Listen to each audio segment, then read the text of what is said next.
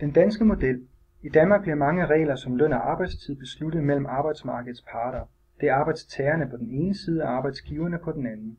Forhandlingerne mellem de to parter bliver kaldt overenskomstforhandlinger. Her kan arbejdstagerne repræsenteret ved fagforeningerne for eksempel forhandle mere i løn. Arbejdsgiverne vil sandsynligvis forhandle om, at arbejderne går ned i løn, antal feriedage eller arbejder længere. Når de forhandlingsparter er blevet enige om en aftale, går de hver især tilbage til deres medlemmer og anbefaler dem, at de skal stemme ja eller nej til forslaget. Jamen, hvad sker der så, hvis de ikke kan blive enige? Hvis fagforeningerne og arbejdsgiverne ikke kan blive enige, kan staten sætte sig sammen med parterne og forsøge at finde et kompromis. Hvis det så stadig ikke lykkes, kan staten vedtage sin løsning. Den danske model er pt. Udfordret af flere ting herunder social dumping. Social dumping er, når en virksomhed betaler sine medarbejdere mindre, end hvad medarbejderne er berettiget til.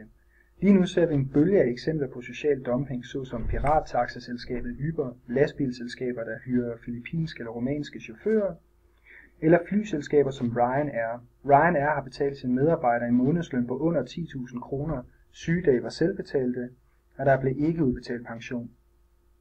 Social dumping er også ofte foranlediget af reglerne om vandrende arbejdskraft inden for EU. EU udstikker også direktiver, der opstiller rammer for arbejdsmarkedet, som ellers var noget arbejdsgiver og arbejdstagere tidligere har forhandlet. Dette har også skabt en tvivl i forhold til, hvorfor det nytter at være medlem af en fagforening. Og hvorfor sker det? Det gør det, fordi at Danmarks konkurrenceevne er udfordret. Hvad er konkurrenceevne?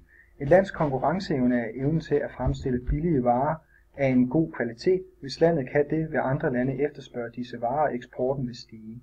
Jo lavere lønningerne til medarbejderne er, jo lavere priser kan varerne sælges til. Der er meget fokus på konkurrenceevne i globaliseringen. Og hvad betyder globalisering så? Globalisering betyder, at verdens lande bliver stadig tættere forbundne og mere afhængige af hinanden. Det betyder kort og godt, at det ikke er nok, at vi kan konkurrere her i Danmark. Vi skal kunne konkurrere med resten af verden og først og fremmest lande i EU. Meget få lande har så høje lønninger som Danmark, hvilket betyder, at vi enten skal være meget effektive eller acceptere lavere lønninger for herved at kunne konkurrere med de andre. Mange virksomheder er begyndt at outsource. Indimellem kan en virksomhed spare penge ved at få en underleverandør til at udføre en bestemt opgave. Mange opgaver bliver f.eks. flyttet til Asien, hvor arbejdskraften er billig. Det betyder selvfølgelig også, at vi mister arbejdspladser i Danmark. Outsourcing er meget benyttet af mange, især større virksomheder. Det og så effektivisering. Og hvad er effektivisering? At effektivisere eksempelvis en produktion betyder kort og godt, at færre mennesker skal lave flere menneskers arbejde. Dette kan for eksempel gøres ved at automatisere så mange arbejdsopgaver som muligt og herigennem skære i antallet af medarbejdere. Når man skærer antallet af medarbejdere ned, er der også færre, der skal have løn. Virksomheden sparer altså på lønomkostningerne. Hvad gør medarbejderne så, når virksomhederne effektiviserer eller outsourcer?